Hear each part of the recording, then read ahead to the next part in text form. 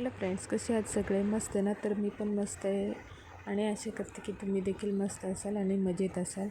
तर आज म्हणजे आहे ना, सध्या आहे ना वाटाणा खूप स्वस्त आहे. त्यामुळे आहे ना घरोघरी आहे ना 1 दिवसाआड 2 दिवसाआड किंवा मध्ये मध्ये कसं का होईना पण वाटाणा भात बनवला जातो. तर तोच खाऊन खाऊन कंटाळा आला असेल ना, तर ही मी तुमच्यासाठी नवीन आणलेली आहे रेसिपी.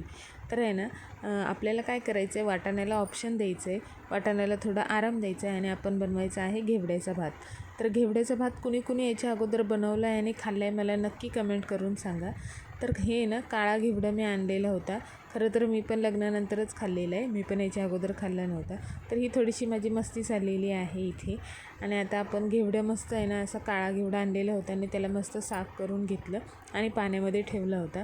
तर चला आता सुरुवात करूया रेसिपीला. तर सगळ्यात अगोदर वाटण करून घेतलं. वाटण करण्यासाठी मी आहे ना लसूण, मिरची आणि थोडंसं खोबरं आणि कोथिंबीर आहे ना वाटून घेतलं. जास्त असं बारीक करायचं नाही, थोडंसं जाडसर असं वाटून घ्यायचं. त्यानंतर मग त्याच्यामध्ये जे घालायचं होतं कांदा, टोमॅटो ते पण हे करून घेतलं, काढून घेतलं, रेडी करून घेतलं. कांदे वगैरे कापून घेतले आणि आता पातेलं ठेवलं. त्याच्यामध्ये ठेवलेलं आहे तेल गरम होण्यासाठी.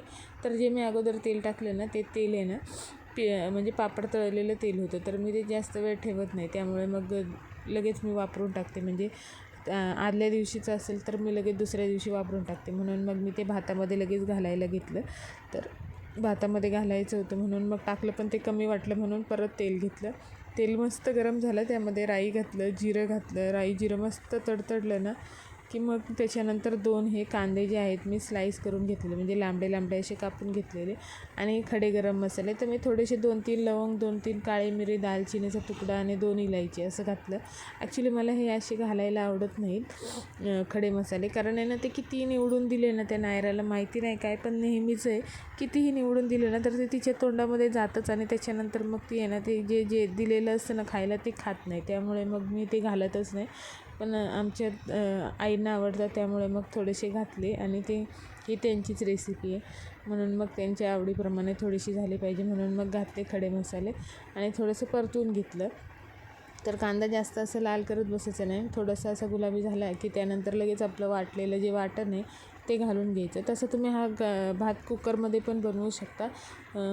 2 शिट्ट्याच करून घेतल्या ना तरी पण भात मस्त बनतो, घेवडा पण शिजतो आणि भात पण शिजला जातो. तर मग मस्त असं त्याच्यामध्ये आहे ना जे आपण वाटण केलेलं होतं ना, आलं, लसूण, कोथिंबीर आणि हिरवी मिरची ते जे आहे ते घालून घ्यायचं आणि खोबरं पण. तर ते मग मस्त असं तेलात घालून आणि थोडंसं परतून घ्यायचं.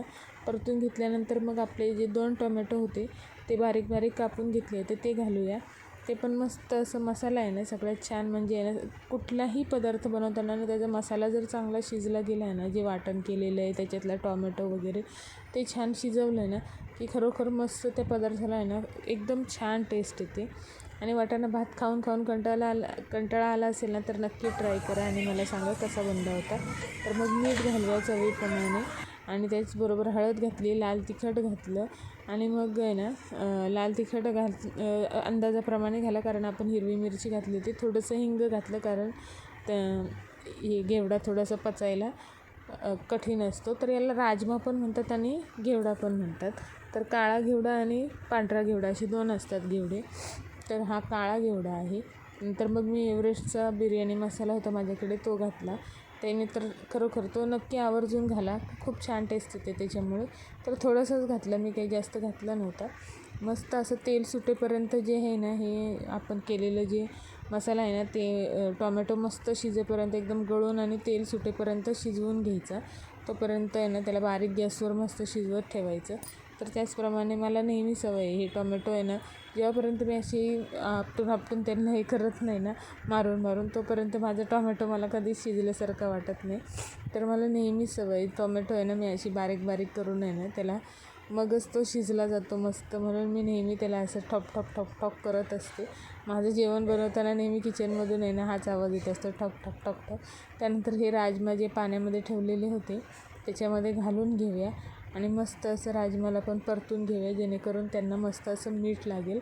तर छान असं 5 ते 10 मिनटं आहे ना असंच बारीक गॅसवर, थोडंसं अगोदर फास्ट गॅसवर त्यांना परतून घ्यायचं. नंतर थोड्या वेळ आहे ना त्या मसाल्यामध्ये बारीक गॅस करून मस्त असं परतवत ठेवायचे.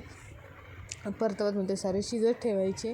थोडंसं मसाला लागतो आणि त्यांना मीठ पण चांगल्या प्रकारे लागतं आणि ते शिजतात पण मग चांगले आणि ते टेस्टी पण लागतात. नाहीतर मग मीठ लागलं नाही तर मग ते राजमा एवढे म्हणजे घेवडा एवढा टेस्टी नाही लागत. त्यामुळे थोड्या वेळ असं शिजवत ठेवायचं आणि त्यानंतर मग त्याच्यामध्ये जे आहे पाणी, तर सेम प्रोसेसने पाणी टाकायचं. जसं आपण वाटाणा भातला घेतो त्याप्रमाणेच पाणी घ्यायचं. थोडंसं जसं आपण 1 वाटी तांदूळ असतील तर 2 वाटी हे घेतो पाणी आणि मग थोडंसं अर्धा वाटी एक्स्ट्रा घ्यायचं राजमासाठी, त्या घेवड्यासाठी. तेवढ्यामध्ये शिजून जातो घेवडा, कारण आपण अगोदर त्याला थोड्या वेळ शिजवलेला आहे. तर नक्की थोड्या वेळ शिजवून घ्या अगोदर, बारीक गॅस करून ठेवायचं. वाटल्यास तुम्ही झाकण ठेवून शिजवा, पण असाही हा शिजला जातो, तसं काही टेन्शन नाही. झाकण ठेवून न शिजवता अगोदर हे केलं असेल तरी थोडंसं शिजवून घ्यायचं फक्त बारीक गॅसवर आणि नंतर मग पाणी घालून घेतलं. ज्याप्रमाणे आपण तांदूळ घेतले त्याप्रमाणेच पाणी पण घालून घ्यायचं, पाणी घालून घ्यायचं. तर मी 1 वाटीपेक्षा थोडंसं म्हणजे 1.5 वाटीच माझं हे होतं, तांदूळ होतं. त्यामुळे मग मी 3 वाटी पाणी घेतलं. तर मिक्सरच्या भांड्यामध्ये जे आहे ते मी वाटीतलंच पाणी त्याच्यामध्ये घालून आणि घेतलं. तोपर्यंत आता याला उकळी येईपर्यंत आहे ना तांदूळ मस्त धुवून आणि थोड्या वेळ पाण्यात भिजत ठेवायचा. तर हे बघा छान असं आहे बघा. आता इथे राहिलेलं जे अर्धे होते हे घेवडा तो इथे शिजला गेला, कारण येथे छान आपण पुन्हा त्याला शिजवून घेतलेलं आहे 5 ते 10 मिनटं उकळी आल्यानंतर. तोपर्यंत आपला तांदूळ पण मस्त भिजलेला आहे आणि आता याला छान उकळी येऊन आली आहे. तर मग आता याच्यामध्ये आपण तांदूळ सोडून देऊया, म्हणजे मग तांदूळ पण छान असा शिजला जाईल. तर बघा तांदूळ मस्त भिजलेलं होतं तोपर्यंत. आता त्याच्यामध्ये तांदूळ घालून घेऊया. तर तुम्हाला आवडलं की नाही कमेंटमध्ये मला बनवल्यानंतर नक्की सांगा. आणि सध्या आहे ना खूप अशा भाज्यांचे सीझन आहेत ना, याच्यामध्ये ना सगळ्या वेगळ्या प्रकारच्या भाज्या मिळतात आणि खरोखर ह्याच दिवसांमध्ये भाजी खाण्याची मजा असते. ती टेस्ट पण तेवढी मस्त लागते ह्या दिवसांमध्ये. म्हणून आहे ना नक्की ह्या हिवाळ्यात एकदा तरी ट्राय करून बघा हा काळा घेवडा आणि मला नक्की कमेंट करून सांगा. आणि तुम्हाला जर माझी व्हिडिओ आवडत असेल तर नक्की लाईक, शेअर आणि सबस्क्राईब करायला विसरू नका. त्याचबरोबर तुम्ही जर माझी व्हिडिओ फेसबुकवर बघत असाल तर नक्की फॉलो करा. तर मग मस्त असं मी आहे ना ह्या वेळेमध्येच आपण मीठ चेक करू शकतो, कारण मग नंतर मीठ टाकू शकत नाही. म्हणून मी नायराच्या पप्पांना थोडंसं दिलं टेस्ट करायला, तर बोलले थोडं मीठ कमी आहे, म्हणून पुन्हा मीठ टाकलं.